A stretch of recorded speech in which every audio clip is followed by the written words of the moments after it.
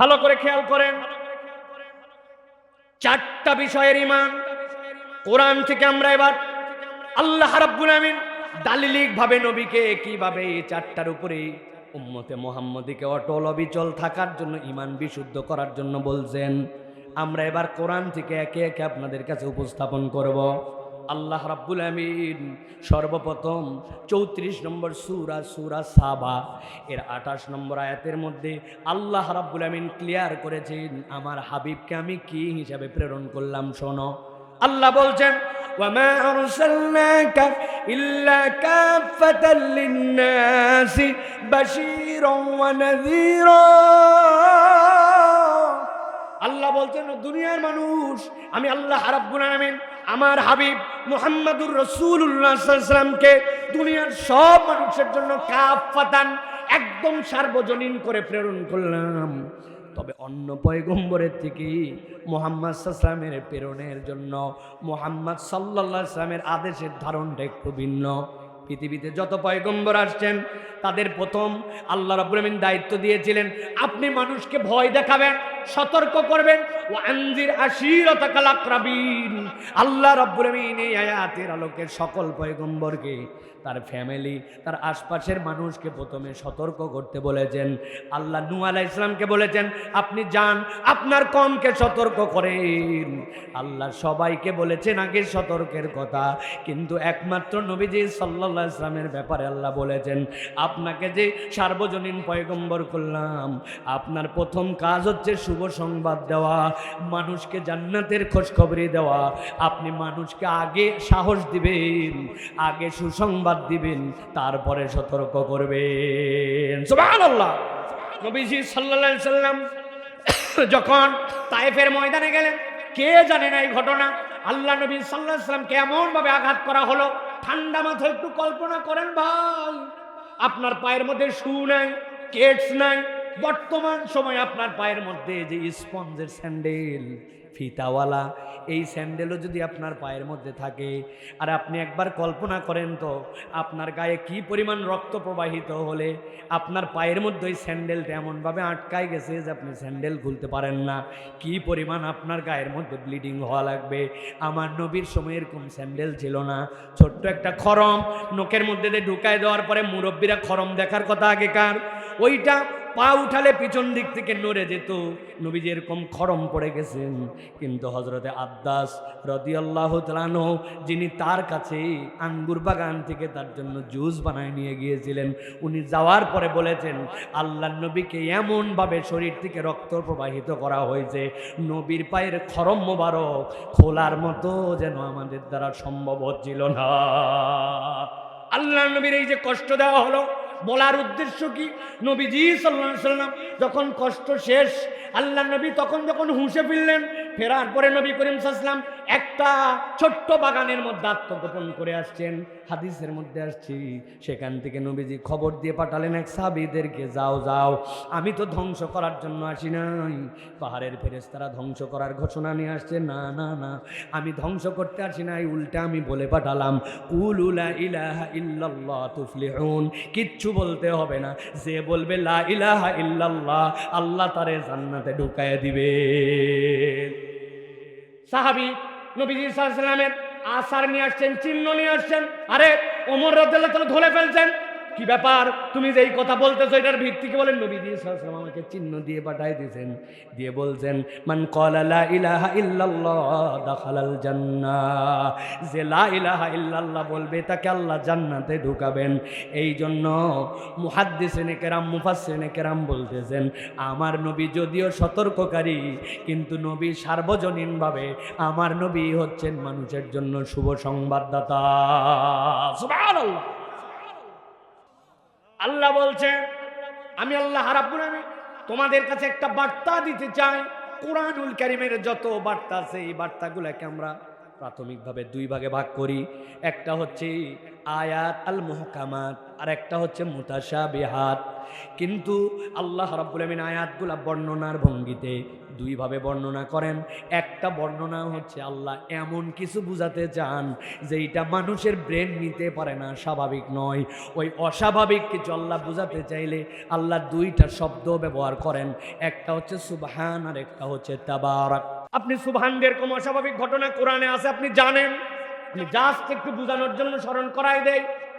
নবীজি সাল্লাল্লাহু আলাইহি সাল্লাম একদিন সকালবেলা যখন সূর্যটা একটু উঠে গেছে মাথার দিকে, মক্কার চত্বরে যারা যারা ছিল সব মানুষের মধ্যে থেকে নবীজি দাঁড়ায় বললেন, মক্কার লোকেরা শোনো, গত রাত্রে আমার জীবনে একটা অভিনব ঘটনা ঘটছে। কি ঘটছে? আবু জেহেল তো খুব সচেতন, চলে আসছে, কি বলতেছে দেখি তো। মুহাম্মদ বলছে, গত রাত্রে আমি এই খানায় কাবার চত্বরে ছিলাম।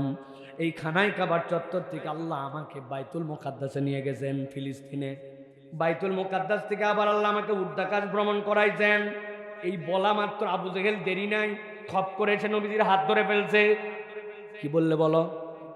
গত রাত্রে আমার আল্লাহ আমাকে এই খানায় কাবার চত্বর থেকে বাইতুল মুকাদ্দাস নিয়ে গেছেন। তারপরে বলে, তারপরে আর বলা লাগবে না, এই পর্যন্তই তুমি যা বলছো কথা ঠিক তো? এই আরবের লোকেরা এদিকে তাকাও, এদিকে তাকাও। ইয়া সাবাহা, চিৎকার করে ফেলছে, এর থেকে আজব কথা এতদিন পর্যন্ত প্রমাণ দিতে পারি নাই। সব সময় বলি উল্টাপাল্টা কথা বলে, মিথ্যা কথা বলে, নাউজুবিল্লাহ। আজকে প্রমাণ হয়ে গেছে। এই মক্কার লোক, ফিলিস্তিন গেছো তুমি, গেছো তুমি রিহলাতা শীতাই ওয়া সয়ীফ। আমরা তো দুই দিকেই ব্যবসা করি। বলো তো, দ্রুতগামী একটা ঘোড়া যদি যায় কতদিন লাগে ফিলিস্তিন যেতে? বলে মিনিমাম 6 রাত 7 দিন, উঠ গেলে 10 দিন। বলে এই লোক নাকি গত রাত্রে খালি যায় নাই, আবার নাকি আসছে। মুহাম্মদ, আমি কিছু লোকজন নিয়ে আসবো, কথা কিন্তু ঘুরানো যাবে না, এখানে দাঁড়াও। দৌড়াই চলে গেছে। মুহাম্মদ সাল্লাল্লাহু আলাইহি ওয়াসাল্লামের প্রথম সহযোগী, বিশ্বস্ত সহচর, যার কারণে মুহাম্মদ সাল্লাল্লাহু আলাইহি ওয়াসাল্লামকে তেমন কিছু বলা যায় না। উম্মুল খায়ের বাড়িতে যায়, ডাক দিছে। আবু বকরের মায়ের নাম ধরে ডাক দিছে। কে? আবু জাহেল্লা। কি ব্যাপার? সকালবেলা ব্যাপার কি? বেটা আছে বাইর করো। আবু জাহেল ডাক দিছে। আবু বকর রাদিয়াল্লাহু তাআলা কেবল বের হয়েছেন, এক মুহূর্ত দেরি নাই, তার চাদর টানতে টানতে নিয়ে আসতেছে। ঘটনা কি বলো? বলে, তোমার সাদিক, তোমার দোস্ত এতদিন পর্যন্ত অনেক উল্টাপাল্টা বলছে, প্রমাণ দিতে পারি নাই। এখন কথা যদি আবার ঘুরাই, দেরি করার সময় নাই, আসো তাড়াতাড়ি। আল্লাহর নবীর সামনে নিয়ে চলে আসছে তাকে। আসার পরে বলতেছে, মুহাম্মদ, কথা কিন্তু ঘুরাবে না। আল্লাহে রব্বুল কাবা, কাবার রবের কসম, যা বলছিলে তুমি এখন বলো। আল্লাহ নবী বললেন, গত রাত্রে আমার আল্লাহ আমাকে খানায় কাবার চত্বর থেকে বাইতুল মুকাদ্দাস, সেখান থেকে সিদরাতুল মুনতাহা আমার রব আবার ঘুরায় নিয়ে আসছেন, আমাকে এখানে এনে হাজির করে দিয়েছেন। আল্লাহ আমাকে কোরআনের আয়াত দিয়েছেন, ঠান্ডা মাথায় বোঝেন। সুবহানাল্লাযী আসরা বিআবদিহি লাইলাম মিনাল মাসজিদিল হারাম ইলাল মাসজিদিল আকসাল্লাযী বারাকনা হাওলা। আল্লাহ বলছেন, এমন একটা ঘটনা যেটা তোমার মাথায় কাজ করবে না। যে মানুষ 7 দিনের রাস্তা পার হতে পারে না, সে নাকি ঘুরে আবার চলে আসছে। সুবহানাল্লাযী আসরা বিআবদি। আল্লাহ বলছেন, এটা মহাপবিত্র। আল্লাহ নিজেই নিজের প্রশংসা করে বলছেন, এটা তোমার মাথায় ধরার মতো বিষয় নয়। তবে আল্লাহ তার বান্দাকে রাত্রে ভ্রমণ করাইছেন। সুবহানাল্লাহ। আবু বকর রাদিয়াল্লাহু তাআলার সামনে হাজির করলাম। আবু বকর রাদিয়াল্লাহু জিজ্ঞাসা করলেন, ইয়া রাসূলুল্লাহ, যে ঘটনার কথা আপনি বলছেন, এটা কি আপনার স্বপ্নে না শরীরে? বললেন, সশরীরে, সাথে সাথে সবাই আছে। এবার আবু বকর রাদিয়াল্লাহু তাআলা আনহু কাবার দিকে ঘুরলেন। ঘোরার পরে বলতে শুরু করলেন, ওয়াল্লাহি রব্বুল কাবা, আমি কাবার রবের কসম করে বলছি, সাদ্দাকতা ইয়া রাসূলুল্লাহ। ও আমার হাবিব, আপনি সত্য কথা বলেছেন, যা বলেছেন 100% সত্য কথা বলেছেন। দুনিয়ার বহুত লোক সত্যবাদী, কিন্তু সকলে সিদ্দিক নয়। আবু বকর রাদিয়াল্লাহু তাআলা সিদ্দিক। আমি কেবল টাচ দেওয়ার জন্য আপনাকে বুঝালাম, মেরাজের ঘটনা কি কোনো স্বাভাবিক ঘটনা না অস্বাভাবিক? অস্বাভাবিক ঘটনা। আল্লাহর কোনো অস্বাভাবিক ঘটনা বর্ণনার জন্য সুবহানাল্লাযী বলেছেন, আমি শুধু বোঝানোর জন্য বলছি। আল্লাহ এখানে একটা অস্বাভাবিক, একটা স্বাভাবিকতার বাহিরের কথা আল্লাহ বলতেছেন। কি কথা? নবীর ব্যাপারে বলছেন তাবারাকাল্লাযী নাযালাল ফুরকানা আলা আবদিহি লিয়াকুনা লিল আলামিনা নাযীরা। দুইটা বিস্ময়কর বিষয় আমি আমার হাবিবকে দিয়েছি। এক নম্বর, তার প্রতি আমি ওহী দিয়েছি, যেই ওহী পাহাড় নিতে চায় নাই। আল্লাহ বলছেন লাউ আনজালনা হাযাল কুরআনা আলা জাবালিন, ওই পাহাড় যেটার উপরে উঠে তুমি পতাকা তুলে দিলে তোমার বিরাট সুনাম হয়ে যায়, ওই পাহাড় যেইটা হিমালয় পর্বতের সর্বোচ্চ শৃঙ্গ। আল্লাহ বলছেন তুমি কেবল উপরটুকু দেখো, কিন্তু আমি কোরআনে পাহাড়কে নিয়ে তিনটা ব্যাখ্যা নিজেই করেছি। ওয়াল জিবালা আউতাদা, তোমার যে পেরেক দিয়ে ক্যালেন্ডার ঝুলানোর জন্য ওয়ালের মধ্যে পেরেক গাড়ো, ওর মাথা দেখো, তার মানে ভিতরে নাই, এরকম ভেবো না। এই পাহাড় যতটুকু পরে এই জমিনকে আটকায় রাখার জন্য নিচের দিকে ততটুকু গেড়ে দেওয়া। আল্লাহ বলছেন ওরকম পাহাড়ের উপরে কোরআনের একটা আয়াত দিলে সহ্য করতে পারতো না, ভেঙে পড়ে যেত। কিন্তু কত বিস্ময়কর ব্যাপার, আমি আমার হাবিবের প্রতি পুরা কোরআন দিয়েছি, আমার হাবিব অস্থির হয় না। তাবারাকাল্লাযী নাযালাল ফুরকানা আলা আবদিহি, আল্লাহ বলছেন এটা এক নম্বর বিষয়। আর দুই নম্বর কি, লিয়াকুনা লিল আলামিনা নাযীরা। আল্লাহ বলছেন কিয়ামত পর্যন্ত তার কোনো সতর্ককারীর আলাদা ওহী লাগবে না। আমার হাবিব এই ওহীর পূর্ণতা এমন ভাবে দিয়ে গেছেন, কিয়ামত পর্যন্ত সতর্ককারী হিসেবে আমার হাবিবের ওহী যথেষ্ট। সুবহানাল্লাহ। তোমাদের সংবিধান 15 বার সংশোধন করা লাগবে, ক্ষণে ক্ষণে আইন পরিবর্তন করা লাগবে, মানুষকে ফাঁসানোর জন্য, মানুষকে বাঁচানোর জন্য নানান কায়দা কানুন করানো লাগবে, কিন্তু আমার হাবিব যা দিয়ে গেছেন ওইটাই পরিবর্তন লাগে না, ঠিক না? নবীকে আল্লাহ বলছেন সতর্ককারী। কেমন সতর্ককারী? একটা উদাহরণ এখন মনে পড়ছে বলি। জাজিরার দিকে কি ভাই করোনা আসছিল ভাই? বিজ্ঞানীরা বলছিল 60-এর উপর যারা একটাও বাঁচবে না, ঠিক না? অথচ যা বসে আছে এগুলো সব 65-70। কেমনে কি ঘটনা? আল্লাহ রাব্বুল আলামিন বাঁচায় দিয়েছে, ঠিক কিনা? এটা বলার উদ্দেশ্য, তারা আমাদেরকে নানান ধরনের পরামর্শ দিল। 1.5 ফিট ফাঁকে নামাজে দাঁড়ান লাগবে, কথা বলেন, হাত ধোয়া লাগবে বলছিল ভাই। কয়ভাবে হাত ধোয়া লাগবে মনে আছে? 6 ভাবে। হ্যান্ড ওয়াশ, প্রথমে এরকম, তারপরে এরকম, তারপরে এরকম, তারপরে এরকম, তারপরে এরকম, তারপরে এরকম, মনে নাই? 20 সেকেন্ড ধরে এত হাত ধোয়া লাগবে। বাপরে, ট্রেনিং দিল আমাদের করোনার থেকে বাঁচার জন্য। একজন 20 সেকেন্ড ধরে হাত ধুইছে, ধোয়া টোয়া শেষ, এবার তার কপালটা একটুখানি চুলকানি উঠছে। আস্তে করে কপালে হাত দেওয়ার পর মনে হয়েছে কি রে, আমি তো এইবার হাত ধরার আগে কপালে হাত দিয়েছিলাম, তাহলে তো জীবনই কপালে ছিল, আবার যে হাত দিলাম উপায়, আবার হাত ধো। আবার হাত ধুইছে, ধোয়ার পরে হঠাৎ করে হাতের এই জায়গায় একটু চুলকানি উঠছে, হাতের এই জায়গায় একটু চুলকাইছে, চুলকানোর পরে মনে হয়েছে প্রথমবারে হাত ধোয়ার আগে তো আমি এই জায়গায় চুলকাইছিলাম, উপায় কি, আবার হাত ধো।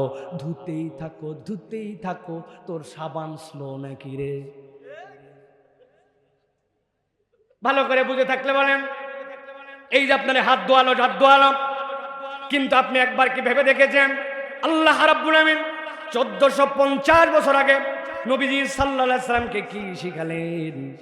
আপনি 20 সেকেন্ড হাত ধুলেন, কিন্তু আল্লাহ বলছেন এইভাবে হাত ধোয়ার থেকে পৃথিবীর জন্য আপনাকে এমন নাজির করে পাঠালাম, এমনভাবে হাত ধোয়া শেখাচ্ছি। দেখেন, আপনার এই 2 হাত হচ্ছে আপনার ফাউন্ডেশন, এইটাতে নিজের হাত ধুলেন, এরপরে এইটাতে আল্লাহ বলছেন তুমি তোমার মুখটা ধোও, এই কান থেকে এই কান, এখান থেকে এই পর্যন্ত, আবার হাত ধোয়া হয়ে গেছে আপনার। আল্লাহ বলছেন এরপরে উভয় হাতের কনুই পর্যন্ত ধোও, আপনার আবারে হাত ধোয়া হয়েছে। আল্লাহ বলছেন দুনিয়ার সব ধোয়ালো, কেউ তোমার মাথা মুছালো না, তোমার মাথাটা মুছো। দুনিয়ার যত কাপ থুতু, আপনার যত ময়লা সবগুলা মানুষ নিচে ফেলে, খালি হাত ধোয়াইছে পায়ের মধ্যে জম্মের ময়লা, ওইটা লাগাই নিয়ে বিছনায় উঠে যায়, ওইটা কেউ ধোয়ায় না। আল্লাহর নবীকে আল্লাহ বললেন কেবল ধোয়াও নয়, গোড়ালির টাকনু সহ ধোয়াও। আর আল্লাহ নবী বলে গেলেন ওয়াইলুল লিল ইকাবি মিনান নার, তুমি যদি গোড়ালি ধোয়াতে ফাঁকি মারো তোমার কিন্তু জাহান্নামে যাওয়া লাগতে পারে। এত কঠোর নির্দেশনা। আল্লাহ বলছেন তাবারাকাল্লাযী নাযালাল ফুরকানা আলা আবদিহি লিয়াকুনা লিল আলামিন নাযীরা। তোমার হাত ধোয়া সিজনে সিজনে পরিবর্তন হতে পারে। আমার নবী যেটা 1400 বছর আগে ঢুকাই দিয়ে গেছেন ওটা 14,000 বছর পৃথিবী বেঁচে থাকলেও পুরাতন হওয়া সম্ভব নয়। এই জন্য আল্লাহ রাব্বুল আলামিন নবীকে বলছেন আপনি সার্বজনীন, আপনার বিধান সার্বজনীন। আপনি সিম্পলি তাহলে একটু চিন্তা করেন, যেই নবীর হাত ধোয়া, যেই নবীর আপনার পক্ষ থেকে ওযু শিখানো, এইটা যদি এখন পর্যন্ত আপডেট হতে পারে তাহলে ওই নবী যে শরীয়তের বিধান দিয়ে গেলেন ওই বিধান যদি বাস্তবায়িত হয় সমাজ পরিবর্তন হবে না হবে না? চোরেদের এত গায়ে লাগে কেন? কারণ ওরা বুঝছে এই আইন হলে আমাদের মুসিবত। চুরি তো করে ধরা যদি খাই, একটা হাত খালি নাই। এই তো পরের বার আবার চুরি করছে, ডাকাতি। আল্লাহর নবী বলে দিয়েছেন এক হাত এক পা নাই। ওর এক হাত এক পা না থাকলে কেমনে দুর্নীতি করবে, কেমনে দল বদল করবে, কেমনে মিথ্যা কথা বলে সামনে যাবে, কেমনে কৌশলে ঘুষ ঘাস দিয়ে নিজের পজিশন ঠিক করবে। হাতই নাই, কি হবে? ঝামেলা আছে না নাই?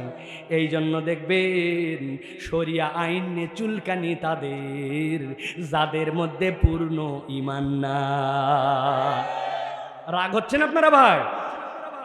আল্লাহ রাব্বুল আমিন বলছেন নবীজি সাল্লাল্লাহু আলাইহি সাল্লামকে, ও আমার হাবিব আপনাকে কেবল নাজির করে প্রেরণ করা হয় নাই, আপনাকে আমি রাব্বুল আমিন এমন ভাবে প্রেরণ করলাম আপনার পর আর কোন নবীর প্রয়োজন নাই, নবীর পর আর কোন নবী। আল্লাহ রাব্বুল আমিন বলছেন চলেন এবার খুব গুরুত্বপূর্ণ পয়েন্ট, বাংলাদেশের ফিতনার পয়েন্ট। শরীয়তপুরে এই ফিতনা হয়তো কত দূর ছড়াইছে জানি না। পঞ্চগড় সহ বাংলাদেশের এক অঞ্চলে এমনভাবে তারা ফিতনা ছড়াইছে আপনি কল্পনাও করতে পারবেন না। হাজার হাজার বিঘা জমি কিনছে, কিনে ঘেরাও দিয়েছে, দিয়ে নাম দিছে দারুল হিজরা। বাংলাদেশে কেউ যদি নবীর পরে নবী আছে এটা বিশ্বাস করে আর যদি আক্রান্ত হয় কোনো খাওয়া পড়ার টেনশন নাই, ওখানে হিজরত করে চলে যাবে, ফ্যামিলি সহ সব তাদের রাখবে, তাদের জন্য পেট্রোনাইজ করে, তাদের জন্য টাকা পয়সা দেয়। আর তাদের মধ্যে মুসলমানদের মধ্যে বিভ্রান্তি ছড়ানোর জন্য এই গ্রুপকে তারা ওখানে পুনর্বাসন করে। কাদিয়ানি চেনেন তো? চলেন আমরা এবার আগে কোরআনের দলিল থেকে ছোট্ট করে একটু শুনি আমরা। আল্লাহ যে আমার নবীর বিশ্বাসের ক্ষেত্রে যুক্ত করে দিলেন, আমার নবী সাল্লাল্লাহু আলাইহি ওয়াসাল্লামের মাধ্যমে নবুয়তের সমাপ্তি হয়েছে। কিভাবে আল্লাহ এটা বলতেছেন চলেন।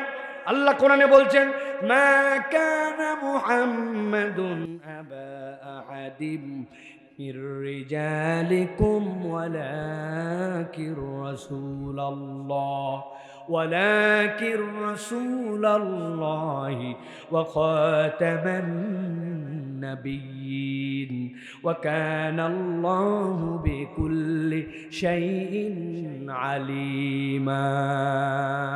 আল্লাহ বলছেন বিখ্যাত পিছনের ঘটনা আছে, আমি ঘটনায় যাচ্ছি না, শানে নুজুলের দিকে যাচ্ছি না। নবীজির একজন পালক পুত্র ছিলেন, কোরআনে একমাত্র সাহাবীর নাম হযরতে যায়েদ। কি নাম? এত আদর, এত ভালোবাসা। নবীজি সাল্লাল্লাহু আলাইহি সাল্লাম তাকে লালন পালন করেছেন। মানুষ মনে করতো জাহেলি যুগের মতো যেই বেটা পালক পুত্র এটা আপন সন্তানের মতো। আল্লাহ মিথ ভেঙে দিলেন। কেবল ভাঙানি নাই, আল্লাহ এমন কঠিন পরীক্ষা নিয়েছেন, এর থেকে কঠিন পরীক্ষা ছিল না। পালক পুত্র তার স্ত্রীর সাথে বনিবনা হয় নাই, স্ত্রীকে তালাক দেওয়ার পরে আল্লাহ এই মিথ ভেঙে দেওয়ার জন্য নবীজির সাথে তার বিবাহের ব্যবস্থা করেছেন। আল্লাহ রাব্বুল আলামিন বলতেছেন ও আমার হাবিব আমি ক্লিয়ার করে আপনাকে আপনার উম্মতের কাছে বার্তা দিয়ে দিতে চাই, জীবিত কোনো সন্তানের পিতা মুহাম্মদ সাল্লাল্লাহু আলাইহি সাল্লাম নন, ওয়ালাকিন রাসূলুল্লাহ, তবে তিনি আল্লাহর রাসূল, ওয়া খাতামান নবীন। আল্লাহ বলছেন মূল বক্তব্যটা তিনি হচ্ছেন সর্বশেষ পয়গম্বর, তারপরে আর কোনো নবী নাই, রাসূল নাই। এই ঈমান যদি না থাকে আপনি নিজেকে যাই পরিচয় দেন আপনি মুসলমান হতে পারবেন? এখন কথা হলো আমাদের কাছে অনেকে এসে বলে হুজুর যেই কাদিয়ানিরা নবীর পরে নবী আছে বলে এদের সাথে আমাদের গন্ডগোল ফাসাদ করার দরকার কে?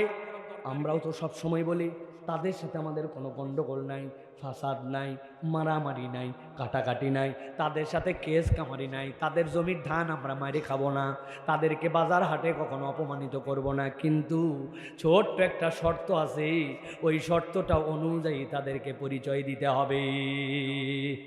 এই দেশে হিন্দু আছে না ভাই, তাদের সাথে আমাদের কোনো গন্ডগোল আছে? বরং তাদেরকে নিয়ে কেউ গন্ডগোল করলে মুসলমানদের দায়িত্ব হচ্ছে তাদের জন্য সামাজিক সুবিচার নিরাপত্তা নিশ্চিত করা, ঠিক না? অ্যাকচুয়ালি ভণ্ডামি করে মিথ্যা করে বাইরের দেশের কাছে এসে প্রচার দেয়। আমার বিশ্বাস এলাকায় প্রচুর হিন্দু আছে, হিন্দু যদি সত্যি সত্যি মানুষের বাচ্চা হয় সে বলতে বাধ্য এই বাংলাদেশের থেকে ভালো সুন্দর পরিবেশে দুনিয়ার কোথাও সে থাকতে পারবে না, যদি সে মানুষের বাচ্চা হয়। আর মানুষের বাচ্চা না হলে ভিন্ন কথা। এর থেকে ভালোভাবে পুরা ভারত ঘোরা শেষ আমার। এ মাথার থেকে ও মাথা উত্তরপ্রদেশ দেখে আসছি আমি, মুসলমানদের অবস্থা, হিন্দুদের অবস্থা সবই দেখে আসছি। আমাদের দেশের হিন্দুদের যে দিল বড়, পৃথিবীর কোনো হিন্দুদের এই দিলই সৃষ্টি হয় নাই। এটা বাংলাদেশে জন্মগ্রহণ করার কারণে আমাদের হিন্দুদের দিল এইটা, ঠিক কিনা? মুসলমানদের অবস্থা দেখছি, আমাদেরকে তো দু চারটা মানুষ চেনে না ভাই। আর যে কোনো অপরিচিত বাড়িতে আমরা যাই নাকি, পরিচিত বাড়িতে যাওয়ার পরে হুজুর কেমন আছেন, ভালো আছেন জি, আপনার জন্য একদম কলিজাটা পুড়ে যায়, এত ভালোবাসা মুসলমান। কিন্তু খাবার যখন দেয় কাঁসার এক প্লেটের মধ্যে উপরে একটা বাটি বসায়া 2 টুকরা গোশ 1 টুকরা আলু দিয়ে বলছে আচ্ছা মতো খেয়ে নিন হুজুর। আপনার বাপ দাদার জন্মে কাউকে প্লেটের মধ্যে ওর মধ্যে বাটি দিয়ে আপনি খাইতে দিয়েছেন? আমি সমালোচনা করতেছি না, ওদের ধরনই ওইটা, মানে বেশি মোহাব্বতের ঠেলা যদি এইটা হয়। আর আমি যদি বাংলাদেশের কোনো হিন্দুর বাড়িতেও যাই, আমাকে দেখে হুজুর বলে ও মিনিমাম 3 আইটেম দিয়ে খাইতে দিবে। কথা বলেন? আমার দেশের হিন্দুর কলিজাও বড়, কারণ এই দেশের মাটি, এই দেশের পরিবেশ থেকে ওইটা পাইছে। যে আমার বলার উদ্দেশ্য, হিন্দু তার পরিচয় নিয়ে থাকবে, খ্রিস্টান তার পরিচয় নিয়ে থাকবে, বৌদ্ধ তার পরিচয় নিয়ে থাকবে, কোনো ঝামেলা নাই।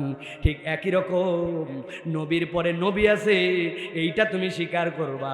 আবার মুসলমান পরিচয় দিয়ে থাকবা, এটা মুসলমান পরিচয় দিয়ে থাকার সুযোগ নাই। তুমি অমুসলমান পরিচয় দিয়ে থাকো, কোনো ঝামেলা নাই। কেন নবীর পরে নবী আছে বললে সে কখনো মুসলমান থাকতে পারে না, ঠিক না?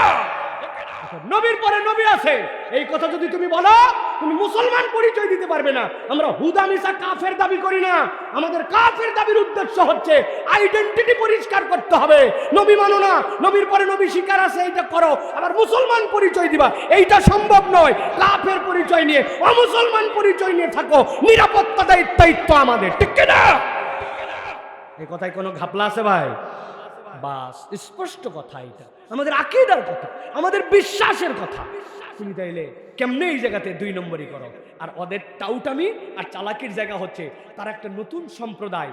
বাপ রে বাপ, ওদের জন্য বিদেশিদের এত মায়া কেন ভাই? পশ্চিমাদের এত মায়া কেন? কারণ এইটা ইংরেজদের সেই ষড়যন্ত্র ছিল যেটার মাধ্যমে মুসলমানদেরকে ডিভাইড অ্যান্ড রুল, আলাদা করো আর শাসন করো। ওরা এখনো ওই জন্যই তাদেরকে এই কাজ করে, এই আহাম্মকরা পর্যন্ত বোঝে না, ঠিক না? এই জন্য আমাদের ঈমান পরিষ্কার রাখতে হবে। কাদিয়ানি, তাদের সাথে কোনো বিবাহ চলবে না, তাদের সাথে কোনো সম্পর্ক চলবে না, কোনো যুক্তি তর্ক চলবে না। কাদিয়ানি শুনছেন ডাইরেক্ট বলবেন তুই অমুসলমান, তার সাথে আমার কোনো সামাজিক সম্পর্ক পর্যন্ত নাই। সামাজিক সম্পর্ক তখন করব তুমিও মানুষ আমিও মানুষ, তুমি তোমার আইডেন্টিটি পরিষ্কার করতে হবে, মিথ্যা পরিচয় দিয়ে পরিচয় দেওয়া যাবে না। ওই ঢাকা বিশ্ববিদ্যালয়ের ছাত্রই না, ভুয়া আইডি নিয়ে ঘুরতেছি। ভাই তুই ছাত্র না, কোনো সমস্যা নাই, কিন্তু ভুয়া আইডি নিয়ে ঘুরলে সমস্যা আছে না? নাই। তুমি পুলিশ না, নো প্রবলেম, কিন্তু পুলিশের ড্রেস তুমি পরছো আবার পুলিশ না, তাহলে বাটাম একবার না ডবল? হ্যাঁ, এই জন্য তাদের বাটাম ডবল। মনে রাখতে হবে, যতদিন পর্যন্ত এটা ক্লিয়ার না হবে কোনো সম্পর্ক তাদের সাথে নাই, ঠিক না? স্পষ্ট থাকেন, চারিদিক তারা ছড়াচ্ছে। আপনার মগজ ধোলায় ও বাবা, আমি কি বলছি মুহাম্মদ সাল্লাল্লাহু আলাইহি ওয়াসাল্লাম নবী না? আমি তো নবী স্বীকার করছি, উনিও নবী, কিন্তু তার এই দাওয়াতের জন্যই তো আমি আসছি মাহাদি হিসাবে, ঈসা হিসাবে। আল্লাহ যদি আমাকে ওহী দেয়, আমি কি করতে পারি? ওই যে শাহ মোহাম্মদ আতাউল্লাহ বুখারী, শুনছেন না আপনার ঐতিহাসিক ডিবেট তার সাথে রহমতুল্লাহ কেরানবীর সময়? যুক্তিতর্কে আসছে, আসার পরে বলছে আমার নাম গোলাম আহমদ কাদিয়ানি, আমি আমার গোলাম বাদ দিলাম, আহমদ তো আল্লাহ কোরআনে বলছে তাকে ওহী দিছে, আমি এই জন্য পয়গম্বর। আতাউল্লাহ বুখারী বলছে ব্যাককল কোথাকার, এ কথা বলতে চাই না, কিন্তু আজকে বললাম আমার নামও শাহ আতাউল্লাহ, আমি আতা বাদ দিলাম, শাহ বাদ দিলাম, আমি এখন আল্লাহ তোরে বললাম আমি তোরে নবী বানাইনি। যেই রকম কুকুর ওই রকম মুগু। এই জন্য প্রিয় ভাইয়েরা, ওদের সাথে আমরা যুক্তি তর্কে যাব না, কিন্তু আপনার ইমানের দলে 2 নম্বর বুঝ কি? নবীর পরে নবী। এবার চলেন আল্লাহ নবী সাল্লাল্লাহু আলাইহি ওয়াসাল্লাম তার নবুয়তের দায়িত্ব সম্পূর্ণভাবে কিভাবে পালন করেছেন, এইটার প্রতি ইমানের বুঝটা আমাদের জন্য সেনসিটিভ। আপনাকে এই বিষয়ে ক্লিয়ার থাকতে হবে।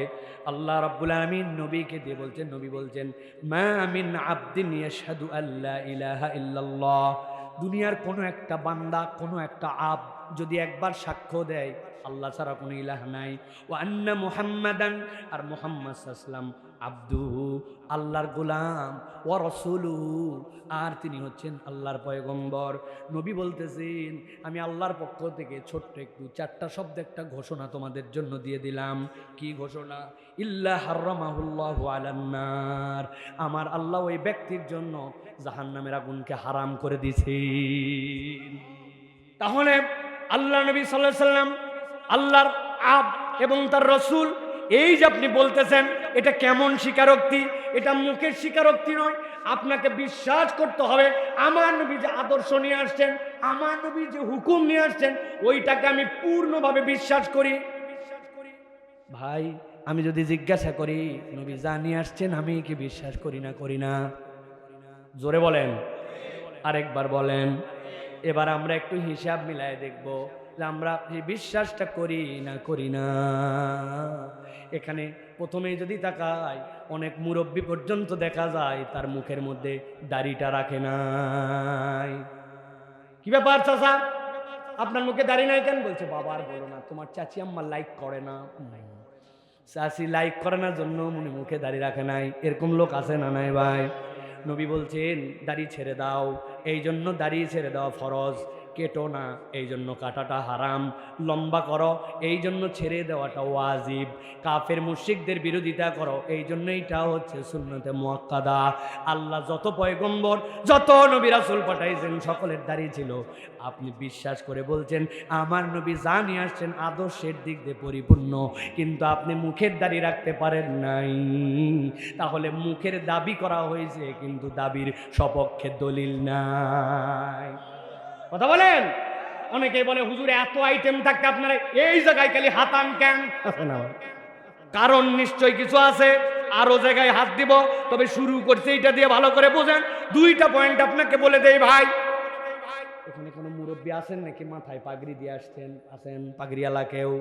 আচ্ছা নাই, আমাদের হুজুর আছে, মাথার মধ্যে সুন্দর করে রুমাল দিয়ে আসছে, সেমাক দিয়ে আসছে, গায়ের মধ্যে চমৎকার জুব্বা পরে আছে। আল্লাহ হুজুরের নেক হায়াত দারাজ করে দেখ। কিন্তু হুজুর বলে গেছে আমি মরে গেলে সারা জীবন জুব্বা পরে গেলাম, দয়া করে আমাকে জুব্বা আর মাথার এই রুমালটা দিয়ে কবর দিও। জাজিরার মুসলমান রাজিনি। কে? কি সমস্যা? তোমার একটা ভালো মানুষ বলছে একটা জুব্বা পরে যাবো, কি সমস্যা আপনাদের? হুজুর আলগা আবেগ দিয়েন না, মরার পরে কোন ড্রেস নবী বলে গেছে, ঠিক কিনা? তার মানে এই লোক এত জুব্বা পরেও, এত টুপি পরেও, এত পাগড়ি পরেও ওইটা নিয়ে কবরে যেতে পারতেছে না। দুনিয়ার মানুষ, কবরে কিচ্ছু নিয়ে যাওয়া যায় না। আপনি যে ভাবছেন আপনি কবরে আপনার কাপনের কাপড় নিয়ে যান, আসলে ইমানদার মানুষ মনের কাপনের কাপড়টুকু কবরে তার জন্য নিয়ে যায় না। এ কেমন কথা? বাড়ি গাড়ি সোনা দানা টাকা পয়সা নেয় না, কাফন তো 3 খণ্ড পরায় পাঠায় না। না না, ওহুদের যুদ্ধ হয়ে গেল, সাহাবিয়াই কেরামকে যখন কবর দেওয়া হচ্ছে, এক সাহাবীর মাথা ঢেকে দেওয়ার পরে পা আলগা হয়ে যায়, পা ঢেকে দেওয়ার পরে মাথা আলগা হয়ে যায়। কাপড় একটু নাই। আল্লাহ নবী যদি কাপড় দেওয়ায় জরুরি হইতো তাহলে কাপড় ম্যানেজ করে হলে ঢাকায় দিতেন, কিন্তু নবীজি বললেন অল্প একটু ইদ্রিব ঘাস আছে, ওই ঘাস নিয়ে এসে পায়ের মধ্যে দিয়ে দাও। তার মানে আপনাকে আমাকে যে ঢাকছে এটা জনগণ যেন লজ্জা না পায়, বেহায়া যেন তার সামনে প্রকাশিত না হয়, জনগণের জন্য আমাকে ঢাকছে। আমার কাফনের কাপড়টাও হিসাব করলে আমার নয়, ঠিক কিনা?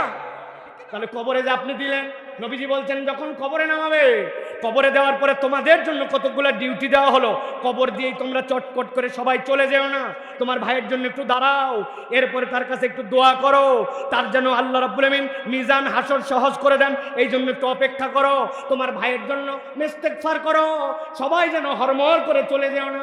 আর নবীজি সাল্লাল্লাহু আলাইহি ওয়াসাল্লাম দায়িত্ব দিলেন, ওই কবর দেওয়ার পরেই তোমরা তোমার ভাইয়ের জন্য যে ইস্তেগফার করবে ওইখানে বারবার তাকে বলো, আল্লাহ তার জন্য হিসাবটাকে তুমি সহজ করে দাও। এই যে আপনি কবরের জন্য দাঁড়াইলেন, আল্লাহ নবী সাল্লাল্লাহু আলাইহি ওয়াসাল্লাম বললেন যখন কবরে নামাবে তখন বিসমিল্লাহি আলা মিল্লাতি রাসূলিল্লাহ বলে নামাও। ওই লোকের জুব্বা নাই, ওই লোকের পাগড়ি নাই, ওই লোকের তসবিহ নাই, ওই লোকের রুমাল নাই, ওই লোকের কিচ্ছু নাই, মেসওয়াক নাই, আতর নাই। পুরুষ মানুষ হিসাবে একটা সুন্নত তার সাথে গেছি, যদি আল্লাহ দিয়ে রাখেন। আর কবরে যদি জিজ্ঞাসা করেন মাহাদার রাজুলুল্লাযী বুইসা ফি কবরিক, দেখো তো চিনতে পারো নাকি যাকে কবরে পাঠানো হয়েছে? আপনি এখন ইমোতে দেখেন, হোয়াটসঅ্যাপে দেখেন, মেসেঞ্জারে ভিডিও কলে দেখেন, আমার নবীকে যদি আল্লাহ দেখায় তার শুভ্র সৌন্দর্যমণ্ডিত দাড়ি, তার চেহারাটা নূরে মুনাওয়ার, আর তার উম্মতের তার সাথে সেকেলে মিল নাই, ওই দিন যাওয়ার পরে নবীকে চেনা যাবে তো? হুজুরা এমনি এমনি কথা বলে, অনেকেই বলে এইগুলার এমন কি দাম আছে, বিশাল দাম আছে, বিশাল দাম আছে। আপনি হৃদয় থেকে অনুভব করলে দাম খুঁজে পাবেন। কেমন করে? আমি মাঝে মাঝে আপনাদেরকে একটু চেতানোর জন্য বলি, যদি রাগ না হন তাহলে বলতে পারি। রাগ হয় না তো? ঢাকায় নাকি এক শিক্ষক তার ছাত্রকে একটু চেতাইছে, বেচারির কপাল খারাপ, আমার মতো না, এই জায়গায় খালি অল্প একটু তার দাড়ি, দুই দিকে নাই। আপনাদের এলাকায় কিছু পাঁঠা ছাগলের দাড়ি হয়, হয় না? বলছে দেখেন তোকে তো দেখতে ছাগল ছাগল লাগে, চেতানোর জন্য, দাড়িকে টিটকারি করার জন্য। ওই ছেলে আবার খুব ব্রিলিয়ান্ট, যা আল্লাহ দিছে তাই তো। ও বলছে sir exactly you are right, যা বলছেন আপনি তাই, আমি যেমন তেমনই তো। স্যার চিন্তা করছে কি সাংঘাতিক, পরে আমি চেতাতে চাইলাম, ও তো চেতেই না, উল্টা আরো দেখি যা বলছি তাই মানে নিজে। বলছে স্যার না মানে উপায় আছে, আমি নিজেই দেখছি আমাদের বাড়িতে এক ছাগল আছে আমার মতোই। তবে স্যার আপনি যদি মনে কষ্ট না নেন তাহলে আপনাকে একটা কথা বলতে চাই। বল বল বাবা বল, কি বলবি বল। বলছে স্যার আমি দেখতে ছাগলের মতো দাড়ি জন্য আপনি আমাকে ছাগল দাড়ি বলছেন, কথা ঠিক, কিন্তু স্যার বেয়াদবি নিবেন না, যতবার আপনার মুখের দিকে আমি তাকাই আপনাকে দেখলে আমার কুত্তা কুত্তা লাগে। আর নামবো ভাই, আল্লাহ মেয়েদের জন্য স্তন দিলেন, সন্তান খাওয়ানো লাগবে, ছেলেদেরকে দেন নাই। আল্লাহ ছেলেদের জন্য অবাঞ্ছিত পশম দিলেন, ওইটা কাটা লাগবে, আন্ডারাম নাভির নিচ, সেটা কেটে ফেলবেন। মেয়েদের মুখে দাড়ি দিলেন না, ছেলেদেরকে দিলেন। আর আমি বলছি আমার নবী যা আদর্শ নিয়ে আসছেন সবগুলো পূর্ণ, এই চারটার প্রতি ঈমান না আনলে নবী মানা হয় নাই। অথচ আপনি মুখে দাড়ি রাখতে পারেন না, এটা শয়তানি ছাড়া আর কিচ্ছু না, ঠিক না? কেন রাখতে পারেন না আপনি? সমস্যা কোথায় আপনার? আপনি বোঝেন, আমি আপনারে চেতানোর জন্য বলছি না, আমি আপনাকে উসুল বোঝানোর জন্য বলছি। নবী যা এনেছেন আপনাকে সেটা একসেপ্ট করে নেওয়া লাগবে, ঠিক না? এত বড় দাড়িওয়ালা শরীয়তপুরে বাজারের দোকানদার, সকালবেলা গোসল করে আসছি, দাড়ির ভিতরে অনেক পানি ঢুকে গেছে। হঠাৎ করে এক কাস্টমার আসছে, এসে বলছে ভাই মসুরি আছে? দেখায় দিছে 4টা মসুরির বস্তা আছে, মানে মসুরি তো বেশি। আমি ওর দাড়ি ঝাড়া দেখে বলছে ভাই বহুদিন ধরে ভেজাল ছাড়া মসুরি পাই না, দেশি মসুরি একটু দাম বেশি, ইন্ডিয়ানটার একটু কম, চাই না, সবগুলা মিশ দেয় কালি ভাই, আপনার কাছে দেশিটা আছে? ঘটনা ভিন্ন। আগের দিন রাত্রে ওনার কর্মচারী দিয়া 40 কেজির সাথে 10 কেজি করে চায়নার ইন্ডিয়ান মিশাইয়া উনি যেইটা 115 টাকা ফায়দা যেন 10 টাকা বেশি হয় উনি আগেই রেডি করে গেছে। বলতেছে নিতে চাইছিলাম হাফ কেজি, কিন্তু তোমার যে ইনসাফ মার্কা চেহারা, কবে আবার ভালো পাই না পাই 2.5 কেজি দে। ভালো করে বোঝেন তো, এই দাড়ি, যেই দাড়ি দিয়ে আপনি ধোকা দিয়ে দিলেন, এইটা কি তাহলে নবীর আদর্শ মানা হলো? সুতরাং ইসলাম এবং সুন্নাহ ফলো করতে হবে, কিন্তু সেইটা যদি ধোকাবাজি হয় তাহলে কিন্তু বাটাম ডবল, ঠিক না? এই জন্য প্রিয় ভাইরা, আল্লাহ রাব্বুল আমিন নবীজি সাল্লাল্লাহু আলাইহি সাল্লামকে বলছেন, দুনিয়ার মানুষ সাবধান হও, আল্লাহর নবীর বিরোধিতা করো না। অনেক মানুষ আছে নবীর বিরোধিতা করে, আছে কিনা? আছে তো, হুদাই বলছেন, আপনি বুঝেন নাই, ঠিক কিনা? আপনাদের এলাকায় একটা লোক আছে, আমি চিনি, নাম বলে দিব, ঝামেলা হলে আমাদের ফস করে বলে দিচ্ছেন, বলেন। এক লোক গেছে তার কাছে, বাবাজি বড় বিপদে পড়ছি, 1000 টাকা দেন। বলতেছে সরি আর কি মারিস না, কোন সময় নাই। বলছে বাবা রে, বাচ্চাটা আমার অসুস্থ, ডাক্তার দেখাবো, 1000 টাকা দেন বাবা। বললাম হাতে টাকা নাই। বলছে এত ঝাড়ি মারেন না, না বুঝে আপনার কাছে আমি আসি নাই। কি বুঝে আসছিস? বলছে যে আজকে হচ্ছে মঙ্গলবার, 1000 টাকা আজকে বিকালে দিবেন, আল্লাহ মাসাল্লাহ আগামী শনিবার 1250 টাকা ক্যাশ রিটার্ন। যে ব্যাককল কোথাকার, মানুষের হাতের টাকা থাকে নাকি, বাড়ির চল। বাড়িতে নিয়ে চলে গেছে, যাওয়ার পরে 1000 টাকা বাইর করে দিয়েছে, দিয়ে বলছে লাগলে আরো বল। তোর চাষিও বসে নাই, অযথায় বসে থাকে কি করবে, মুরব্বী মানুষ, উনিও 10,000 টাকা খাটাচ্ছে, তুই যা করবি তাড়াতাড়ি কর, ছোট দিনের বেলা মাগরিবের আজান দিছে, আমি জামাতে নামাজ ধরবো। আসরের নামাজ পড়ে আসে, দাদনে টাকা লাগায়, সুদে টাকা খাটায়, এত বড় দাড়িওয়ালা টুপিওয়ালা মুরব্বী শ্রেণী, এরকম মুনাফিক মার্কা মুসলমান শরীয়তপুরে নাই। ভালো করে বুঝে নেন, আল্লাহ নবীর সাথে আপনি যে একটু আগেই বলছিলেন তামসা মারি, আমি নবীর উম্মত, আমি দাড়িওয়ালা উম্মত, আমি জুব্বাওয়ালা উম্মত, আল্লাহ নবীর সাথে ফাজলামি করে কিন্তু সে বোঝে না, ঠিক না? আল্লাহ রাব্বুল আমিন এই জন্য বলছেন, সূরা আহজাব 57 নম্বর আয়াত, আল্লাহ বলছেন ইন্নাল্লাযীনা ইউযুনাল্লাহা ওয়া রাসূলাহু লা'নাহুমুল্লাহু ফিদ দুনিয়া ওয়াল আখিরাহ ওয়া আ'আদ্দা লাহুম আযাবাম মুহিনা।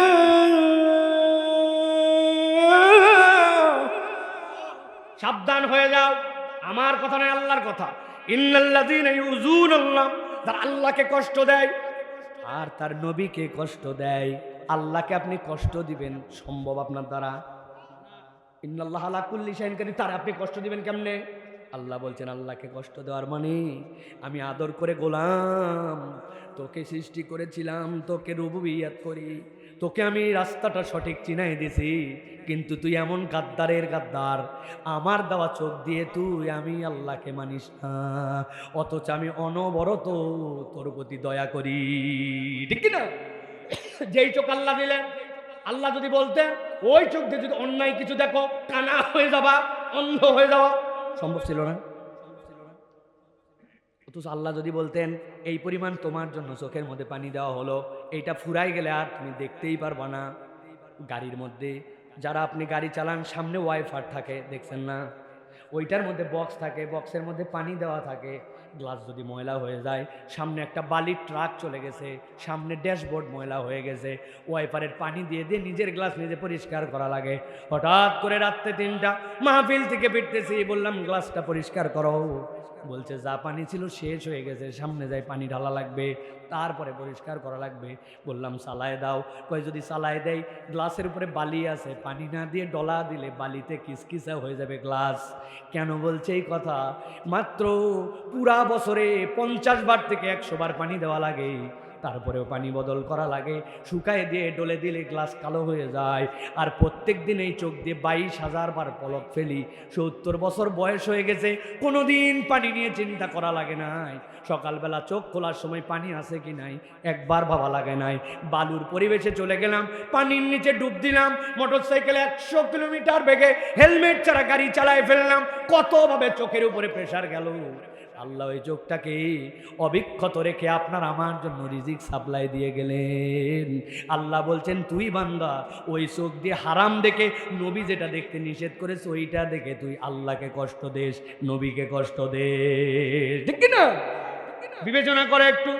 আল্লাহ বলতেছে ও রাসূলহু, আর তার রাসূলকে যে কষ্ট দেয় আল্লাহ বলছেন সাবধান হয়ে যাও। লানাহুমুল্লাহু ফিদ দুনিয়া ওয়াল আখিরা, আল্লাহ দুনিয়া আখিরাতে তার জন্য লানত দিবেন। ওয়া'আদ্দা লাহুম আযাবাম মুহিনা, আর দুনিয়াতে কিছু না বললে কিয়ামতের দিনে ধরা খেয়ে যাওয়া লাগবে।